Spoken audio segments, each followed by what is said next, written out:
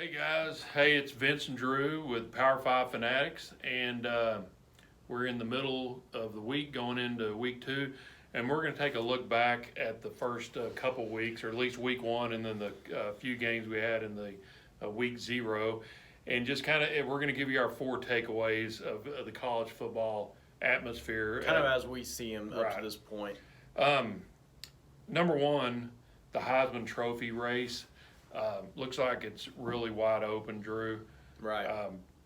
Everybody's talking about Trevor Lawrence, Tua. The way it's looking right now, Jalen Hurts. I'd say he's probably would be my choice at this point as number 1. He just played out of his mind, and he looks like he's going to be more of a running quarterback than Baker and Kyler Murray, which could be maybe not a good thing as the season goes on. Right. At least for, health-wise. But in college, you can get away with that a lot, and he's just a super athlete, and I think he's exceeding expectations. Yeah, going into the season, the odds-on favorites for the Heisman, if you asked any bookie, was it going to be Tua or Trevor Lawrence? And then you had some other guys kind of sprinkled in there, Ellinger, which, he could still have a monster year, and some other guys like that. But after this first, full weekend of football, it appears to be wide open. Yeah. We got guys like Travis Etienne had 205 yards, 3 touchdowns on 12 carries. Jonathan Taylor had a fantastic game. Yeah, he did. He really did. He had, I think he had 4 touchdowns. Yeah. Which all last year, I believe he had 20, so he's on his way. Guys like Burrow, had a great game. Ellinger had a great game. It's wide open at the moment. Yeah, it really is. It's kind of surprising because I felt like it was going to be a little bit more close-ended than it has been up to this point so far. Second takeaway, speaking of Burrows, LSU, our takeaway with LSU is the offense seems like it is very legit. I know there's maybe some questions there. They look really good, and I can see why they are 6-point favorites this weekend on the road against UT. That's really a lot of points, but I can see why the line's there because the public, I think, is beginning to really believe in LSU. Yeah, I think that's kind of been the thing holding LSU back for these, however long. They've always had this NFL defense where they can, make huge plays when they need to, but they've never really had that offense. And going into the offseason, they hire Joe Brady off of the Saints, coaching staff. They bring him in because he's more of a he runs the offense that, Orgeron would like to run at LSU. And just based off of week 1, what we saw, they didn't play a great opponent. But, man, they looked fantastic. Joe Burrow was out there for, he went out there the whole time. He threw 5 touchdowns. We'll see what happens here in the next couple weeks, but it looks like they're going to be legitimate players in the SEC title race. And if that continues, Alabama might start looking at them as a legitimate threat to win the West. Third takeaway, the group of 5, just the way they've been competing. You had the upsets, and I know you always do have upsets, especially week 1. But there were some pretty big ones. Georgia State beating Tennessee obviously was the big one. Cincinnati over UCLA. Wyoming over Missouri. Yeah. Kind of go down the line. Cincinnati beating UCLA. Is that what you're saying? I said okay. That, yeah. There was one other one. It seemed like another big one. I'm not sure, but there was quite a few. There was a lot of, and they were even the ones that didn't. Utah State competed pretty good. Right. And Nevada, they beat. Nevada. Was it Purdue? I'm I pretty believe sure so. it was, yeah. You had a lot of these Mountain West teams that seemed like, and Hawaii beating Arizona. Well, yeah, that was the other one we were thinking about. It was a very interesting weekend, seeing how the Group 5 in general really shaped up against who we thought maybe were going to be pretty good teams in the Power 5. Right. And they competed well. Competing very good. Right. Last takeaway is the rankings as we see it. Yeah. As far as the conferences go. And, the SEC has been the crown conference for a long time. And right now we're putting the Big Ten above them.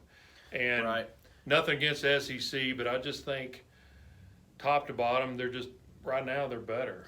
It's just 1 week, right? Right. Things are going to change as this season progresses. But as we see it right now, we really like the Big Ten. We think it's the deepest There's not conference many at the weak moment. links. I mean, when you got teams like Illinois, Rutgers competing at a very high level, and then you still have teams that, I mean, obviously, Indiana, Illinois, Maryland. right? Indiana's even playing well. I know Purdue. There's a little bit of a drop off there with them. We'll see with Nebraska. Yeah. We like Iowa. We like Minnesota didn't look great, but then there's obviously your big dogs year in year out, Michigan and Ohio State. And they all look pretty and good. Those are some of the most talented teams there I think is. top to bottom, we're going to put them 1. 2 is obviously the SEC. Right. At the very top, they're loaded. I believe we had 5 or 6 teams from the SEC kind of in our top 25 or week 2 top 25. The bottom level of that was a little disappointing this past weekend with Tennessee losing, Missouri losing. Ole Miss got beat by Memphis, which was another group of 5 upset. So the bottom of the SEC was a little bit disappointing, but you can't really leave them out whenever you've got 5 or 6 teams that appear at this point to be pretty good teams. Third, we got the Big 12. Right. And this could be the Big 12's year. Right. It's looking pretty good. I mean, I know Iowa State underperformed. We'll see what happens with them. Kansas, you're like, okay, maybe, we're seeing some improvement. I mean, they did win the game, but you got the teams in the middle that gives the Big 12 a little bit of hope. I'm talking mainly Texas Tech, Baylor, TCU, Kansas State, and Oklahoma State. Right. Those 5 there, kind of in the middle, all of them looking promising in some ways. And really, you start maybe seeing a little bit more defense this year, maybe. Yeah. Oklahoma, I would say their defense, especially the first half, they looked really good this last week. Well, I think the Big 12 is going to be very interesting this year. You're bringing in 4 new head coaches, Texas Tech, West Virginia, Kansas State, and Kansas, all got a new coach. And like Vince was saying, I believe the defense is really starting to kind of come together with I know some it's of not these new saying hires. a lot for the Big 12, but it does look better league-wide than it has. We'll see what happens. Another thing, too, is they're the only league that I know of that's undefeated at the moment. Every single team has won their game. And I know that a few of the teams, like Vince was saying, maybe kind of underperformed. I would say Kansas held on. And West Virginia technically covered, but they played a FCS program in JMU. But still, got to give it to them. They're all undefeated through the first week of conference play. And I think that's the first time that's ever happened in the Big 12. So pretty interesting stat. Yeah. You usually got an upset somewhere. Right. Fourth on the conference rankings, we got the ACC, and the biggest reason, the biggest reason we have them above the Pac-12, I would say, is because Oregon lost. If Oregon wouldn't have lost, we'd put the ACC last. And the ACC right now, it's you got Clemson way up here, and it's just I don't see anybody just jumping out after that's going to justify moving this conference up, because there's just a lot of teams that are just okay right now. And right. You got the typical pick would be a Syracuse, kind of that next best team, but they're only, I believe, a 1.5 point favorite over a middling Big Ten team in Maryland this week. Mm-hmm. Actually, Maryland's favored. But by 2 points. But I mean, it's at Maryland. But it's just you can make the argument Syracuse is the second best team. Yeah. And you got teams like Miami, who has a fantastic defense, could be one of the top 5. And who knows what's going to happen with Florida State with Kendall Briles. Losing to Boise State, though, was a little disappointing, obviously, for the Seminoles week 1. So we'll see with that. They're trending downwards. That's the thing about the ACC. Of all the conferences, I don't really even see them, keeping their head above water. It looks like they're trending downward. Because the Pac-12, we got them ranked last, but they seem like they're trending upwards. Right. And, I mean, you got much better than last year, I would say. Right. Overall, I would say just the performance. I know it's easy to, to overanalyze this after 1 week, but it just looks like top to bottom. I'm talking about Arizona State's looking good. Washington State is hanging in there. Looks like they maybe do a repeat of what they've been doing with their quarterback situation. They got another great quarterback. Of course, Washington's always there. Stanford. Utah. And Utah, of course. So those are some pretty high-quality teams. I'll just tell you, ACC and Pac-12, they're real close right now. Right. But anyway, that's our takeaways after the completion of week 1 going into week 2.